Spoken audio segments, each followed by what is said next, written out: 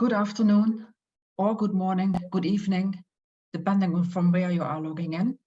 Welcome to this online masterclass. We are really happy to have you here, and we hope you will enjoy Dr. van Mourik's presentation. I would like to start first with some general remarks, some practical things. In case you would have any questions during the session of Dr. van Mourik, please feel free to post them already in the Q&A session. At the end of the presentation, Dr. van Mourik will answer these questions live in the Q&A session. Of course, we will try to answer all the questions, but we will also have to respect the 1 hour time frame we have reserved for this masterclass. I would also like to let you know that we will share the recording and the presentation in a few days. Now I would like to start with introducing Dr. Aad van Mourik. Dr. van Mourik is senior lecturer at MSM, teaching in MSM's global MBA and Master in Management programs, and also in the residential programs. He is also the program director of the Master in Management program at MSM. And he is a guest professor at the Catholic University in Leuven. Dr. van Mourik lectures in managerial economics and international economic policy issues, and he has published books and articles in international economics and European integration economics. Dr. van Mourik, I would like to hand over to you to start the presentation. Thank you. Thank you very much, Mariella. Ladies and gentlemen, welcome to this session. Mariella has asked me to prepare a presentation on a current topic, on a current economic topic, I should say, and I thought it would be interesting to take a look at the current inflation levels that are being higher than normal, as you may have read in the newspaper, and many people are suffering from these high inflation levels. And so I thought it would be a good idea to talk about causes and implications of the current inflation levels. Here is the plan that I have made for this session. By the way, before we start, I hope that this session will give you a bit of a flavor for what we do in the classrooms. So when I teach economics, inflation is always one of the topics that is discussed. And the session gives you a little bit of a flavor of what we do in class when we discuss this topic. So here is the plan for today. I start with aggregate demand and supply, which will be very important factors for the explanation of inflation. Then we talk about the relevance of the aggregate demand and supply model for Eurozone inflation. I will make an occasional reference to the United States, and you can easily do that. Also, you could refer easily to the United Kingdom, where problems in the last 2 years have more or less been the same. But I will zoom in mostly when we talk about the statistics on the Eurozone in Europe. So 19 countries that are using the euro. Then we talk briefly about the cost of living crisis, and then the policy implications, the policy responses that are necessary. And then finally, we finish the presentation with some projections on what we can expect in the near future. So let's get moving then, and let's talk about aggregate demand and supply. So in my course, we spend a few days on what we call macroeconomics. The first days are always about microeconomics, and then I introduce markets. We talk about the market for oranges, apples, cars. We talk about the labor market. And in a macroeconomy, which is usually a few days later, we talk about the economy as a whole, and we see the economy as a whole as one big market. And where we talk about the demand for apples and the supply for apples in microeconomics, we talk in macroeconomics about demand in the sense of the demand for all goods, and the supply means the supply of all goods. We also call that aggregate demand and aggregate supply. So when an economist uses the phrase aggregate demand, we talk about the demand for all goods that are being produced in the economy, and for supply, it's the same, the amount of goods that are all the goods and services that are being supplied. And output, which emerges in this economy, is then basically also referred to as gross domestic product. And when we talk in microeconomics about prices, we talk about the price in the apple market, the price of apples. But in macroeconomics, we talk about all prices. So we usually refer to that as the price level, or you might want to call that the inflation level. And so I'm going to use a few graphs that I also use in my classroom. Here is a graph which shows aggregate demand. And you see on the horizontal axis output, and on the vertical axis you see inflation levels or price levels, if you want. Now, aggregate demand, as I said, is the demand for all goods that are being produced in the economy. And we also say sometimes it's basically the sum of consumption spending, so what consumers are buying, but it's also, you add to that investment spending, which is what companies are doing, of course, investing. Then we have a government who spends money on goods and services, and we call that G for government expenditure. And then we have net exports minus imports is also a part of aggregate demand. So aggregate demand consists of these four spending categories. Now, what you see in the graph is there is a downward sloping relationship between output and inflation. So the curve is downward sloping, as we call it. And it's interesting to think about why this is the case. If these were the demand curve for apples, you know that if the price of apples goes up, we buy less. But the interpretation for this aggregate demand curve is slightly different. So why would there be a negative relation between price level and output? Well, there's usually three reasons that are advanced in the literature. One's what we call the Pigou effect. And with the Pigou effect, think about it that you have every week, you pick up, let's say, 200 euros and you put it in your wallet. Now, if prices are going down, let's say they go from P2 to P1, then you, of course, with 200 euros in your wallet, you can buy more. And so companies then produce more.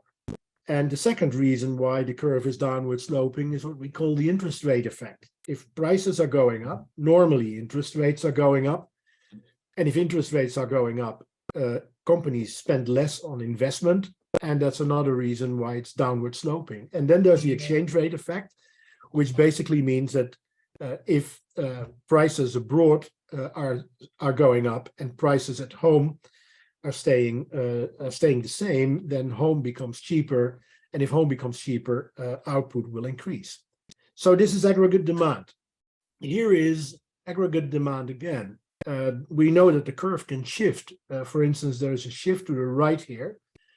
And that shift could, for instance, happen in this example. There's a difference between the two curves, AD1 and AD2. And you see there's a G1 and a G2. And in this example, government expenditures have increased. So governments are big spenders in the economy. In some cases, they spend 30–40% of GDP. So government is a big spender. And when government increases spending, then the curve will shift to the right. It could also be that consumers and companies spend more on consumption and investment. And obviously, there could be an increase in exports or a decrease in imports. And so this could explain a shift to the right of the aggregate demand curve. Let's go to aggregate supply. We normally say the aggregate supply curve is upward sloping, but that's basically the short-run version of this curve. I'm not going to bother you with the long-run version of the supply curve because that curve is normally considered to be vertical. But since we're talking about booms and busts in the economy, there's no use in talking about long-run situations. We want to look at short-run fluctuations in prices, and therefore the short-run supply curve is a much better tool to analyze that than the long-run curve. Now, the short-run curve is upward sloping, as you can see here. And upward sloping means basically that if prices go up, companies want to produce more. And how does this work? Is basically it has everything to do with what we call the stickiness of prices. We know that many prices don't adjust immediately. prices usually adjust with a delay. Take, for instance, the price of labor, wages, we call it. Now, wages usually adjust slowly. And why is that? Trade unions usually make a contract with employers, and these contracts are usually made for 1 or 2 years. So the trade union could negotiate with the employers a pay increase for next year, let's say of 10%. And then that is a contract that extends for a whole year. Now imagine that a day after the contract is signed, trade unions come to the conclusion that inflation has gone up from 10% to 20%. The reason why that happens is not interesting, but obviously, if entrepreneurs only have to pay 10% more to their workers and the price increases that they get for their goods are 20%, then they make more profit. And if you make more profit, it means that you want to produce more. And that's basically what you see in this graph. When prices are sticky, for instance, when wages are sticky and prices are going up, prices of goods are going up, that's good for employers and they want to produce more. So basically, that's the supply curve. Now, here is supply and demand brought together. And what we see here is normally referred to as macroeconomic equilibrium. And you see that this happens when aggregate demand crosses the aggregate supply curve, or we say when aggregate demand equals aggregate supply. You see there's only one such point in my graph, notably the one that I'm pointing at with my mouse. And you see that there's a level of output where we have an equilibrium, and there is a price level which is associated with that, and that's the equilibrium price level or equilibrium inflation, if you want. Now, it could be that output is not equal to what's labeled Y here. For instance, it could be higher than this level. Well, in that case, let's say that we are here on the horizontal axis. In that case, there is a boom period. And if it's less than Y, we have a recession period. So I'll give you some examples of this in the next slide. If you look at this one here, you see that aggregate demand has increased. So this could be for a variety of reasons. As you know, the government could spend more, consumers could spend more, companies could invest more.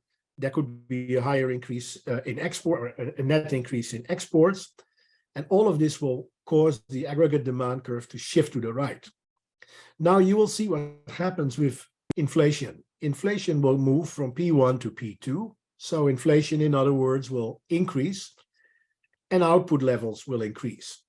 So the production in the economy, which is on the horizontal axis, will increase. And there is, in other words, the economy is growing. There's economic growth. So here is what happened if demand goes up. And the inflation that's associated with it is what we call demand pull inflation. Now, you've seen demand pull inflation many times in history. The 1960s were a period of serious demand pull inflation. You saw that governments were spending a lot. In the United States, the government was spending a lot on the war in Vietnam, which was very costly. In Europe, we were spending a lot on social protection, and aggregate demand went up everywhere, and you saw that inflation went up everywhere. So this is an example of demand pull inflation. Let's go to the next one. Here is another example of inflation, but it's slightly different, and we call this cost push inflation. This inflation happens when the supply curve shifts to the left. And how is that possible? Well, a shift to the left basically means that an output level of Y1 is now produced at higher prices. And that happens when, for instance, input prices go up. So suppose that trade unions would bargain for a pay increase, then this might cause the supply curve to shift to the left. And an interesting consequence of reduced supply is that output will decrease and inflation will go up. Note that this is slightly different than what we saw with demand pull. With demand pull inflation, we saw prices going up and we saw output going up, And so we said there is growth of the economy, there's growth of GDP. And in this case, prices are going up, but GDP is contracting. A very interesting example of this was found in 1973 and in 1978. These were 2 years in which we had oil crisis. So the first oil crisis was 1973, and the second oil crisis happened 1978. And as a result of the oil crisis, oil prices went up with hundreds of percentages, 400% in the first oil crisis in 3 months. And the result of that was that costs of production in Europe and in the US went up dramatically. And that basically amounted to a shift of the aggregate supply curve to the left, as you see here. And so we saw in the 1970s reduction in output or a recession. We called it stagnation. And we saw inflation. And the two combined in the 1970s were called stagflation. Note the similarity of what we've been seeing recently with the oil price hikes. So the difference between demand pull and cost push inflation is not in the movement of prices, but in the movement of GDP. So GDP contracts if there is stagflation, cost push inflation, and it increases when there is an increase in aggregate demand or demand pull inflation. So let's take a look then at how relevant all this is for euro area inflation.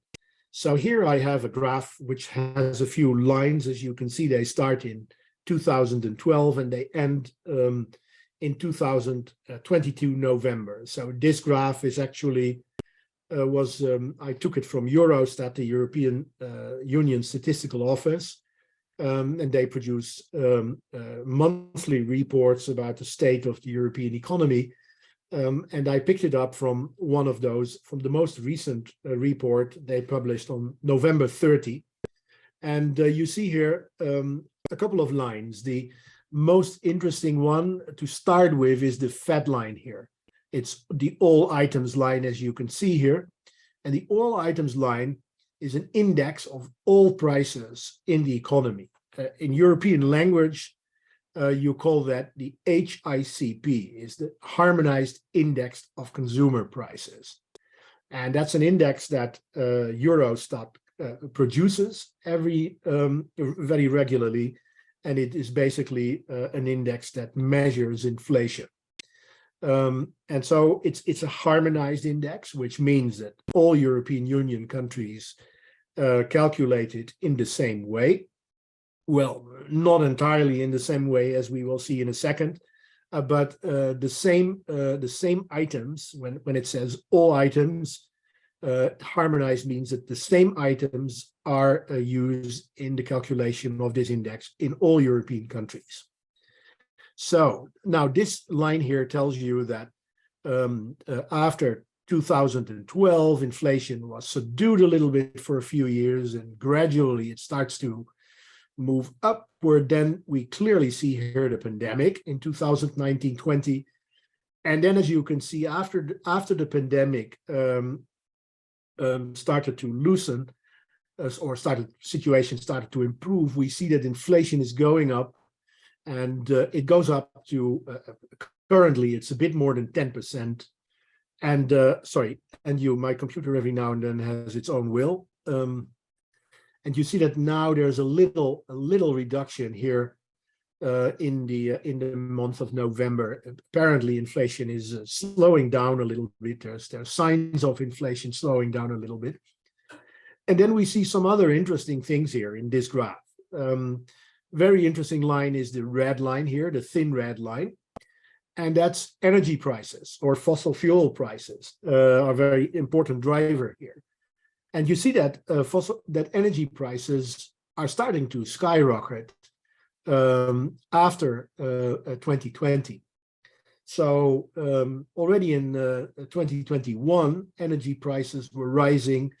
And what we have seen, of course, in the last year, since February, is a further increase in energy prices due to the war in Ukraine.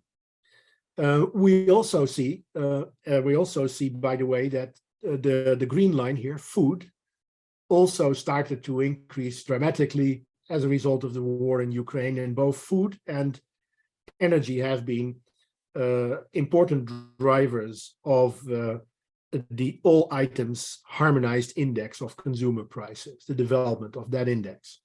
Then we have non-energy industrial goods, which basically excludes food, energy, and services, and then there's an index for services. So here is what you see if you look at inflation. We see, by the way, that energy prices, it looks like they're going down also already. We see that in many countries. Of course, there's good reasons why we can explain this. People have been confronted with higher energy costs in the past 9 months, and seriously rising energy costs. And what happened was they've all been saving on energy. I think in the Netherlands, consumption of energy has gone down with about a quarter. In Germany, it's a bit less, but also a significant decrease in energy consumption. So that means demand for energy has gone down, and that means that, smaller demand means lower prices. So let's go to this one then. Here you see the annual inflation rates in October 2022. I picked this up from the same Eurostat source. And you see an enormous difference between EU countries. On the one hand, you have places like the Baltics, Lithuania, Latvia, and then places like Poland. Oh, sorry, my computer is responding a bit spontaneous. And so you see places like Poland, 16%, in the Baltics, higher than 20%. And then compare that with France, Spain, and Malta, where the inflation rates are much lower. And then in the entire euro area, so in all these 19 countries who have the euro, we talk about 10.6%. And in the EU, including non-Eurozone members, the inflation rate is slightly higher, 11.5%. So there's a big difference, an enormous divergence in inflation rates between the EU member states. And it's interesting to think why that is the case. Well, first of all, we've seen that COVID had a differential impact on member states. Some member states were more affected than others. What they all have in common is that prices during COVID were very low. So inflation, if you go back to our slide here, you see that inflation was very low, almost zero or less. And so if you start from a low level, then it's easy to grow. So that's the low base effect. Then we have different speeds of reopening. So countries reopened after the pandemic struck in different speeds. So that also contributed to diverging inflation rates. And then we see that energy and commodity price spikes have different effects in different member states. For instance, if you look at energy prices, they have a different share in the calculation of the harmonized consumer price index in different countries. So the HICP is normally calculated as a weighted average of what we call basket of goods, a basket of goods. Now, the basket of goods is the same in all countries. However, in countries like Latvia, which is in the winter very cold, energy is a bigger part of the budget than in Malta, where normally the weather is much milder in the winter. And so in the Latvian basket, energy has a higher share than in the Maltese basket. And similar differences exist for food. So countries in Central Europe, like Poland, who also had a very high, Hungary, who had very high HICP increases, we see that food is a bigger part of the budget. And so it's also a bigger part in the calculation of the harmonized consumer index rate. So, and then we see that there is a widening spread in what's called core inflation. Core inflation is basically HICP inflation minus energy and minus food. Energy and food are usually left out. And then you talk about core inflation. Why is energy and food left out? Well, these rates are very flexible, very much subject to variation. And so we usually calculate two inflation rates, core inflation, which does not include food and energy, and then you have HICP, which does. Now, core inflation has been fluctuating also and diverging between the member states, and that's basically the result of different economic structures in member states. So some member states produce more industrial goods and others produce more services, and differences in economic structure also influence the inflation calculation. And then we have so-called second round effects that can be different. For instance, inflation expectations are always important to look at. If we all expect inflation next year, then you can almost be sure that it will happen. Trade unions will also expect it then. They will ask for higher pay increases. That doesn't help to curb inflation rates. So inflation rate expectations are different in different member states. And that also explains a part of the differences in inflation rate, actual inflation rates. And the same is true for indexing mechanisms. EU member states have different mechanisms to index inflation into wages. And well, either you index or you don't index. If you index, you run the risk of creating wage price spirals. And then you get a vicious circle of price increases, wage increases, and so on. And so that is also a reason why member states differ. So then the question is, what happened in the European Union? Was it supply or demand that caused the inflation rate increasing in all the member states? Well, it is in fact, if you think about it, not easy to say, oh, it was demand or oh, it was supply. It was a curious mix, as it's sometimes been called, of supply and demand shocks. Other people have called it the perfect storm, meaning a lot of things happened both on the supply and on the demand side that could explain and account for the increased inflation that started in, let's say, the end of 2020. So the pandemic is generally considered to be a combined demand and supply shock. We saw that at the beginning of the pandemic, aggregate demand slowed down. Well, that lowers inflation rates, of course. Governments then responded during the crisis with economic and financial support. Many countries, companies were saved by the government. Governments injected aggregate demand in the economy after the pandemic had caught speed. And then the ECB, the European Central Bank, set very low interest rates. The interest rates were historically low. That means that companies can more easily borrow money for investment, and that, of course, stimulates aggregate demand. Then the pandemic caused a number of supply chain disruptions. So factories in China closed, as you will remember, and China is the factory of the world nowadays. And so many goods that were planned to be shipped to Europe and to the US were slowed down. And then you see that the supply chain gets disrupted. And if you buy intermediate goods, inputs in China, and they're not delivered, you cannot produce the goods that you produce here in Europe.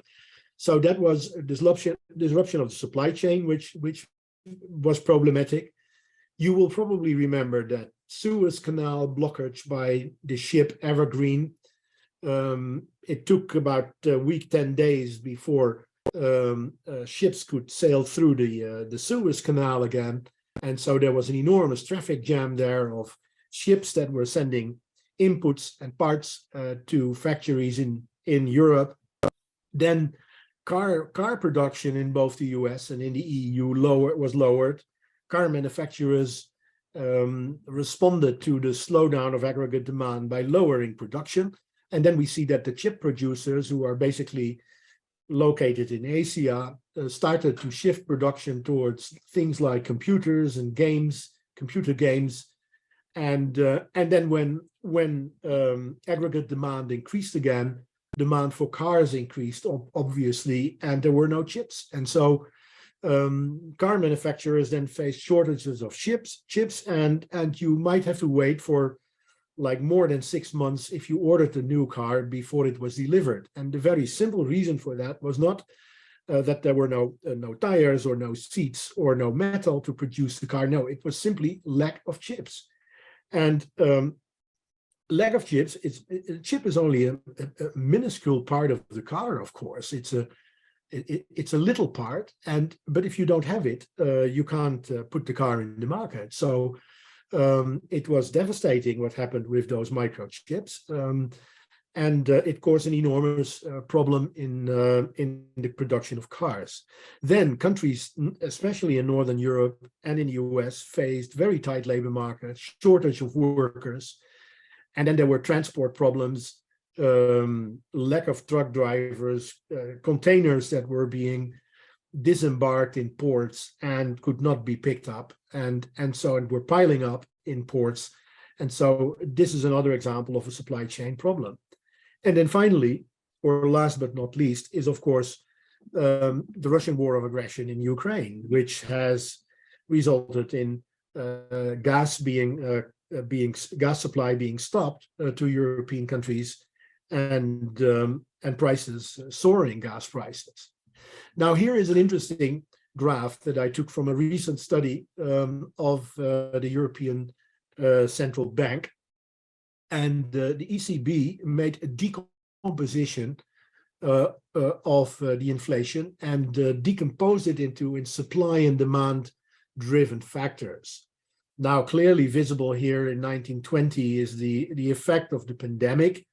It lowered prices, and then we see that after the pandemic started to slow down and economies were reopening, we see inflation increasing in 1921.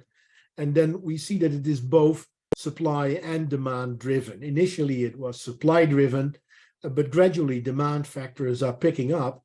And you see that more recently, demand and supply factors have both been playing a role. There is a little bit that's not accounted for, but on the whole, they've played similar roles in HICP inflation.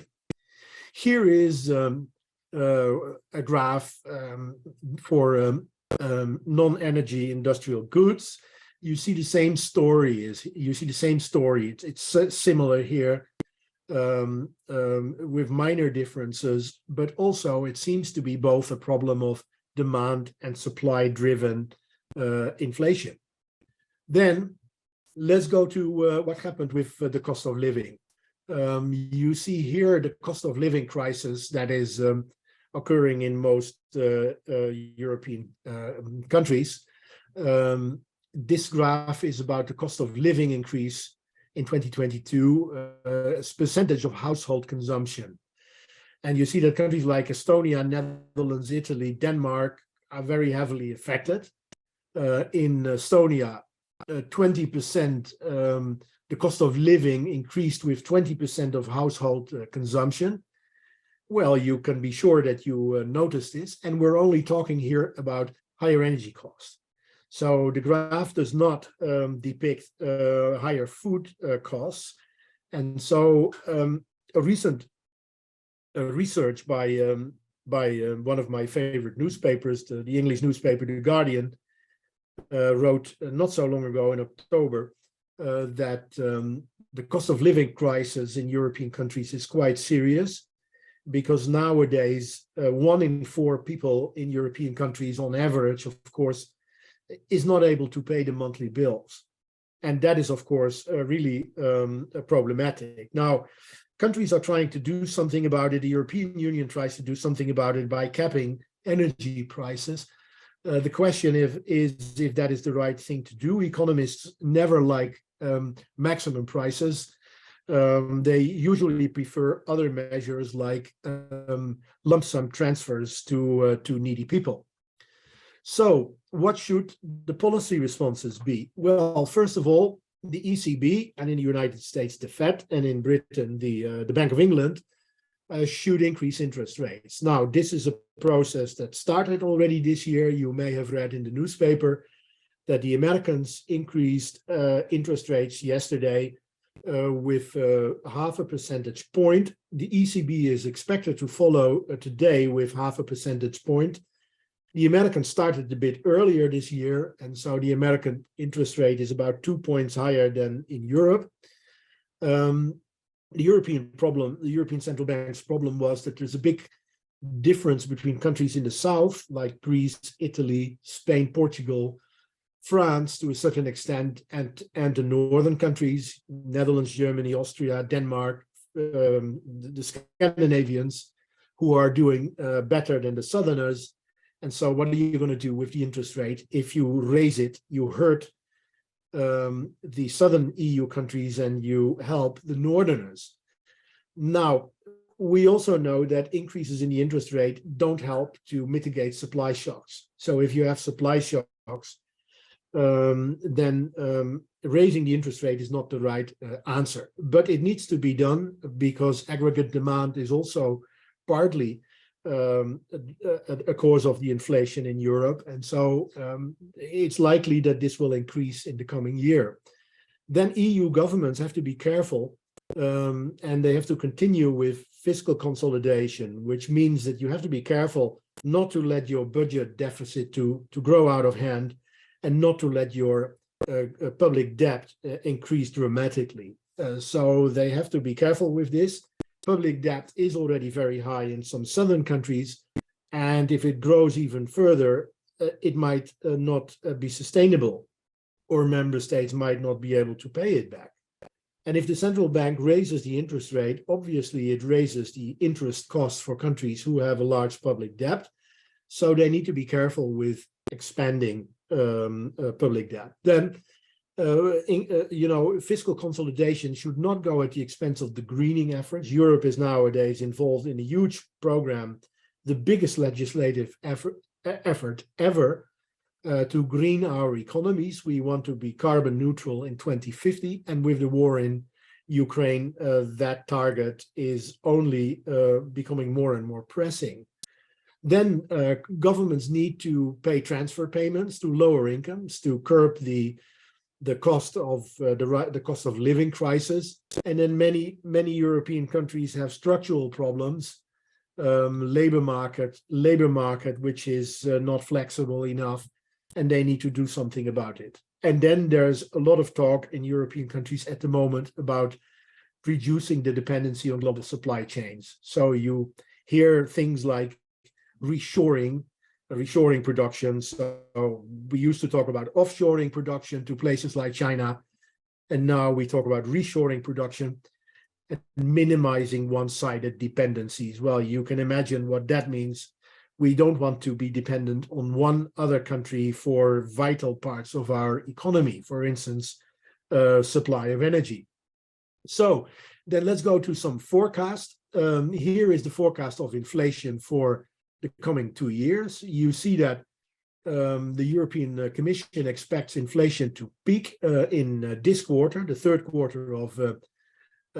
fourth quarter of 2022. And they think it will go down next year to around 3.7% and then to 2.7% in 2024. And the main reason for that is a reduction in energy inflation and also in unprocessed food, wheat probably from Ukraine, unprocessed food inflation. So the general expectation is that inflation is going to decline as of now, roughly now, and then that the decline will continue next year and the year after. Then we've also looked at GDP forecast. The EU Commission also came up with GDP forecast. They were published also 2 weeks ago. Interesting to look at, because if you had looked at the forecast for 3 weeks ago, then Germany was still having a negative forecast for 2023. And you see that the forecast is now positive, albeit less than last year's and the previous year's 2021. So all countries are growing slower than before, but none of them is entering into a recession. For a recession, we need at least 2 quarters of negative growth, and the European Commission does not anticipate that this will happen. So that's the good news. Now, having said that, there are several risks that you can mention. The Commission themselves also mentions these risks, and then they say, okay, maybe our risks for growth are a bit too optimistic, and maybe our risks for inflation are perhaps a bit also unrealistic in the sense that they are too low. So it's obvious that a lot what will happen depends on what happens with gas shortages and gas prices. We can't really predict what will happen with food prices because of the Ukraine war. And then we don't know what will happen with the sanctions and what the longer term effects will be of the Ukraine war. So we have to wait and see. And we also, the trend for inflation so far has been upward. Okay, there's evidence of a turnaround now, but it is not entirely sure yet because it's too recent to say that there is a change in the trend. Then we have no idea what the pandemic will do. You have noticed the other day that China has opened. They were locked down for months, and now they can't do that anymore. People were fed up with this, and the Chinese government opened the economy and to let people go, and we see immediately an enormous surge of a pandemic of COVID cases in China. And medics are saying that if the number of infections increases, it's very likely that the virus will mutate, and we have no guarantee that the next mutation is less harmless than the previous one. So we have to wait and see what happens there.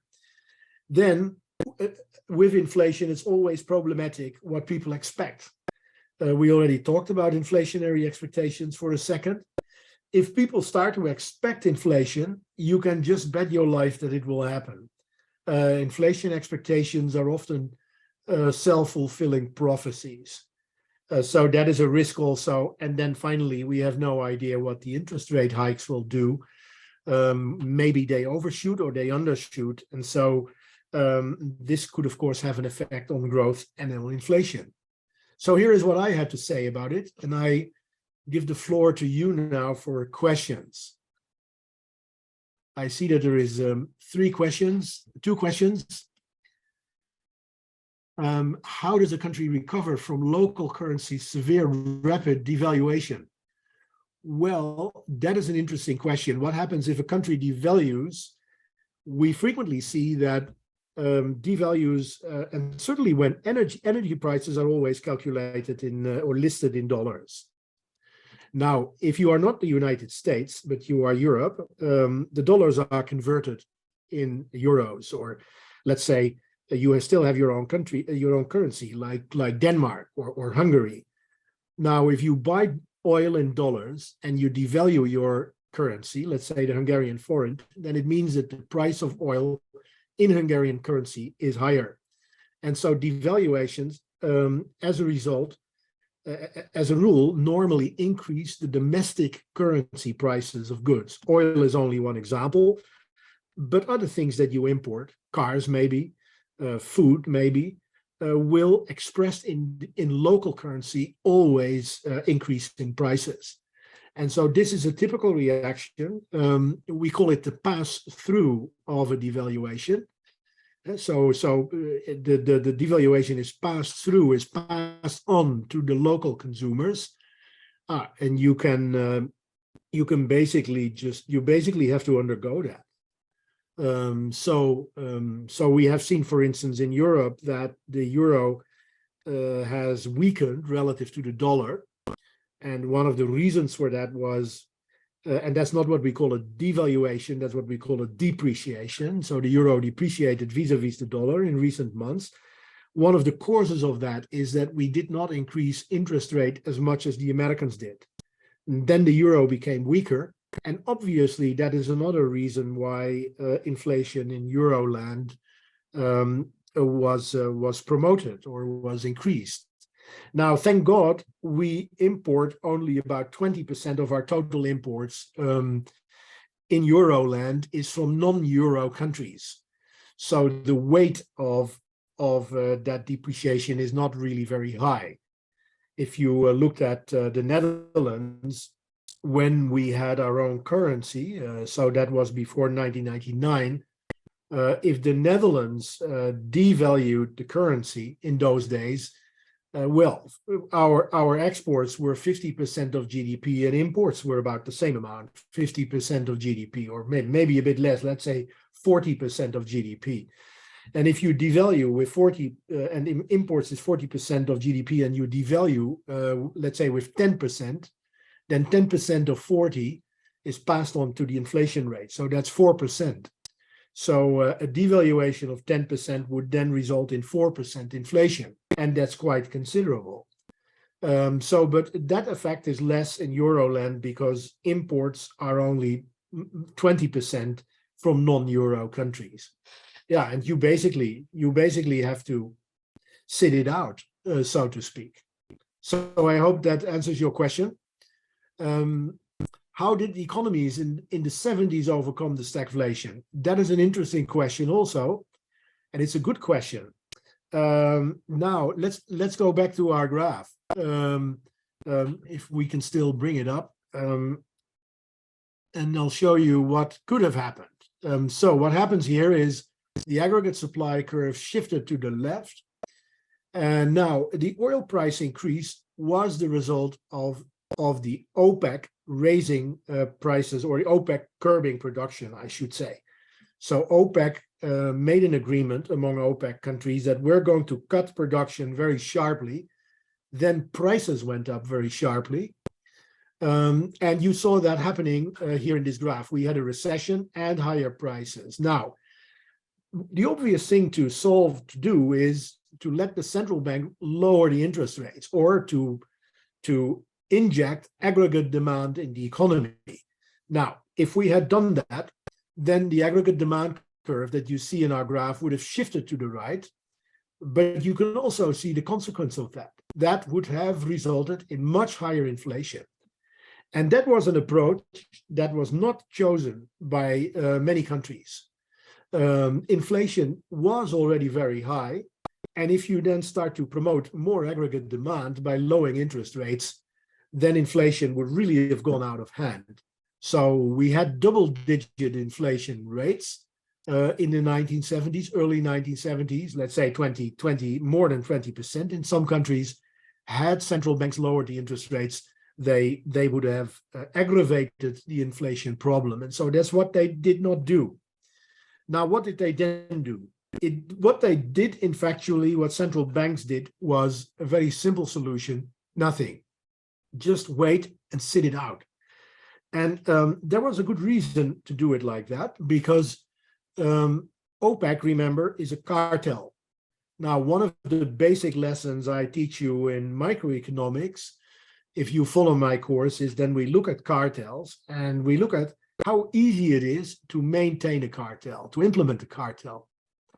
And one of the lessons we've learned from studying cartels is that cartels with more than a handful of participants are usually very hard to maintain. You will see that one of the participants will defect, and European countries were basically waiting for OPEC countries to defect from the cartel. And that's what we have seen many times, actually, when OPEC decided to cut production. You see that one of them starts to cheat. So we all agree that we're going to cut production with 25%. And then one day it's the Iranians, another day it's the Iraqis, another day it's the Saudis, who want them to benefit from the higher prices. And they secretly increase production.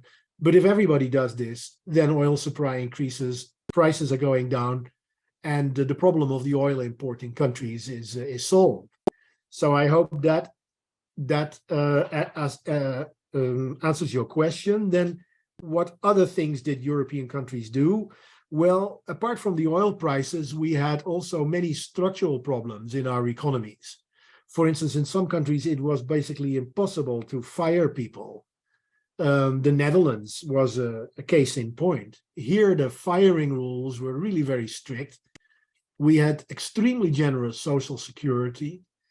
We had trade unions that would immediately want pay increases if prices went up. And so what happened in our country was that trade unions became a bit more reasonable. Um, the government made Social Security much more sober. So you could get 2 years of unemployment compensation in the old days, and they would pay you 80% of your last earned salary. Well, that has all been lowered very much. And so Social Security has been made much more sober. Then hiring and firing rules were eased. And so that also improved a lot of problems. In Britain, they had very strong trade unions in the 1970s, and the Margaret Thatcher government basically did away with a lot of the strength of trade unions in Britain. So you see that countries reacted in different ways to different structural rigidities. But what matters is that in many countries, structural rigidities were also gradually lowered and attacked. So I hope that it answers your question. Then there's a question from Omar. What about the Saudi Arabia situation? Inflation is getting higher and the government is spending is also highest. So, well, what you're saying actually is that government in Saudi Arabia is injecting a lot of aggregate demand in the economy. Now, I'm not an expert on Saudi Arabia. I do read newspapers though, and I've seen that the government of Saudi Arabia is involved in this huge project of building a new city. The city of, I think the city of the year 2200 is being planned, the city of the future.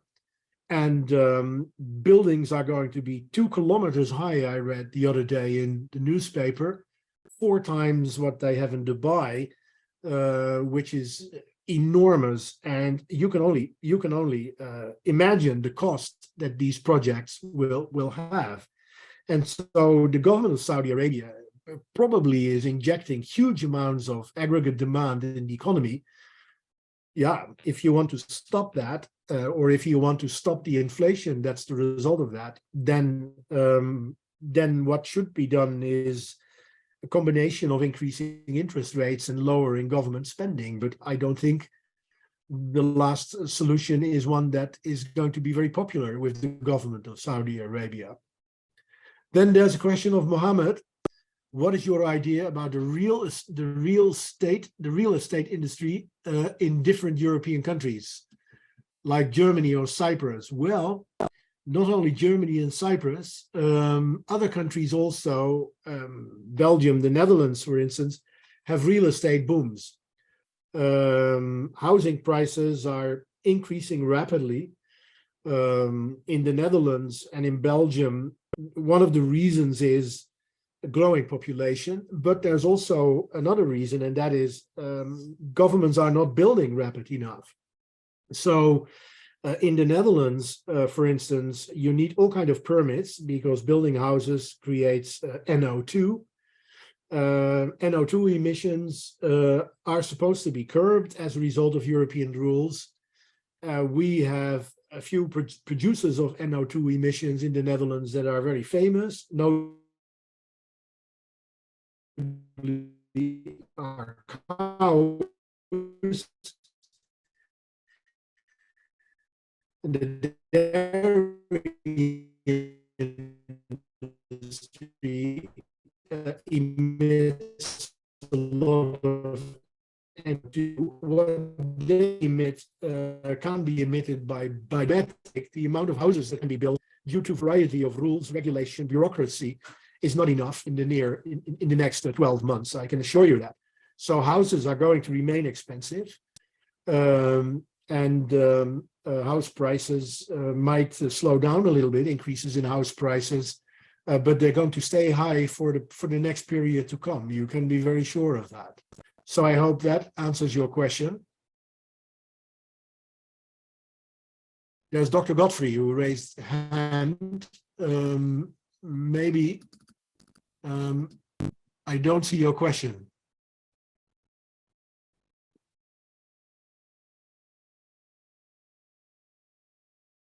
Was your question answered, Mohammed?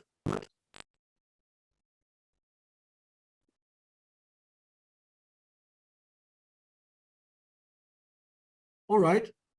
If there's no open questions, then I give the floor back to Marielle. Yes, thank you. There were a little bit of problems with the sound in the last question. I think the internet got stuck a bit. So I hope that the question was clear. There's another question coming in now. There's another question. Last one, yeah. Or two ones. Okay. So there's Lionel here. Do I need to push answer live? No, it's fine. You can answer. Okay. What can African countries that are recording high inflation rates do to reduce them? Well, I guess it depends on which part is the result of demand and which part is the result of supply issues. Now, we've all been reading in the newspaper that the food shortages as a result of the Ukraine war are mounting and are a cause of concern because they raise food prices, and so that would be a supply shock. The only thing that we can do about it is to make sure that Ukraine and Russia, by the way, can export wheat, because in some African countries, wheat consumption, or they use a lot of wheat, and so it's very important that we keep the transport routes open in Ukraine and in Russia. So that is, in my opinion, the best bet to keep inflation rates down. Now, if there's other causes of inflation in Africa, I don't know, because I'm not familiar with, let's say, with individual country situations there. So this is basically all I can say. Then there's a question from Rahel. From Jakarta, Indonesia, how do I diversify to reduce volatility? Well, it's diversify what? I'm not sure what you are talking about. You are talking about investing. Well, if you want to reduce volatility in income, then diversify your investments.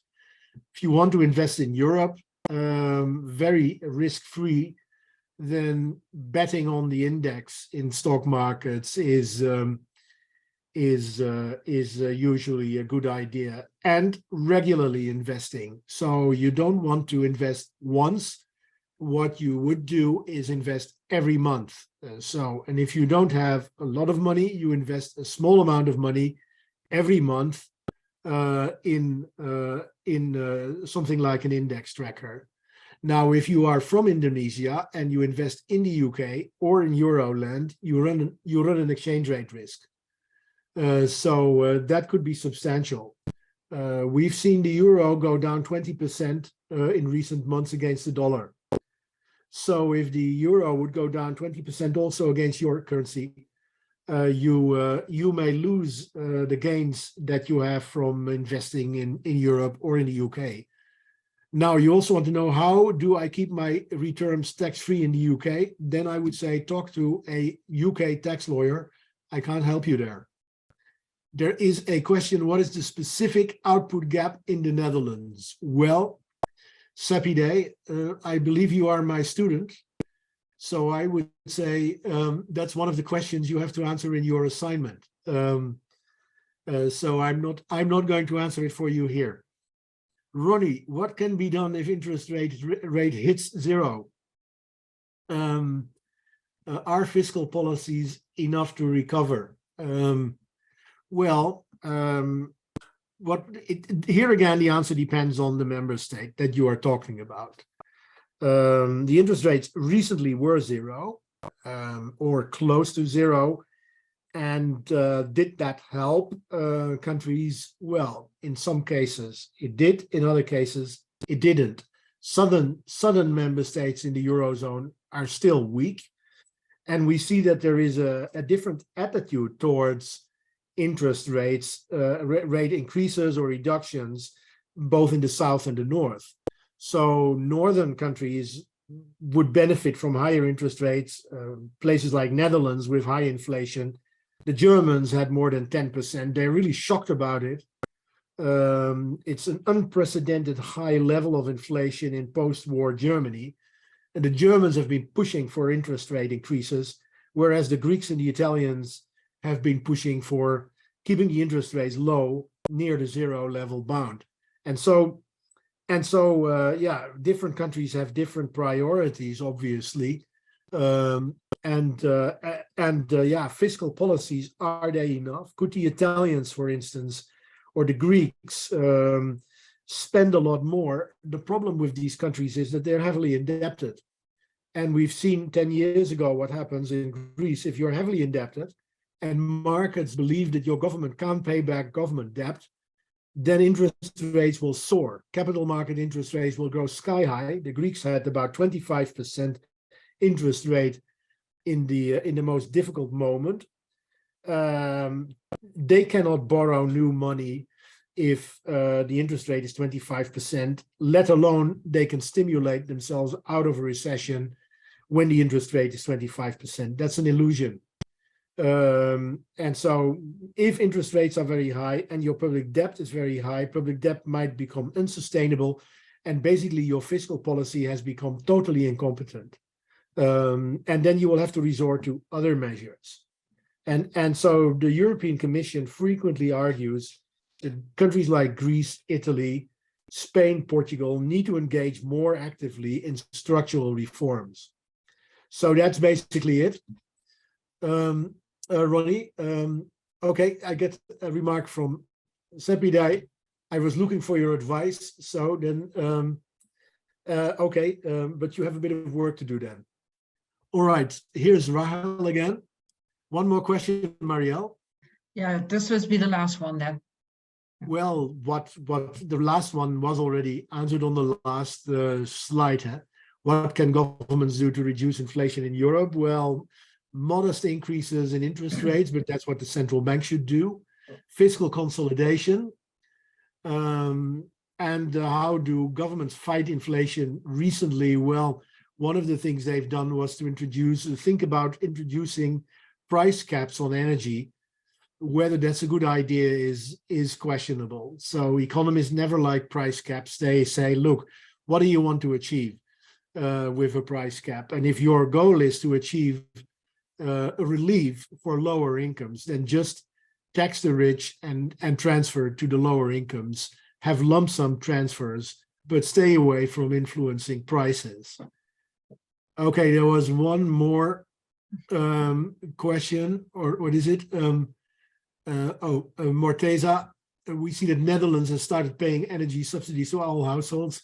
Does this not stimulate demand? Well, it's basically meant for the needing people. Huh? Wouldn't it be better to distribute subsidies in a more targeted way? I'm sure I agree with you there. Some people don't need 190 euros, I think it was in November, and you get another 190 euros in December. There's a lot of people I know who don't need this. I'm one of them, by the way.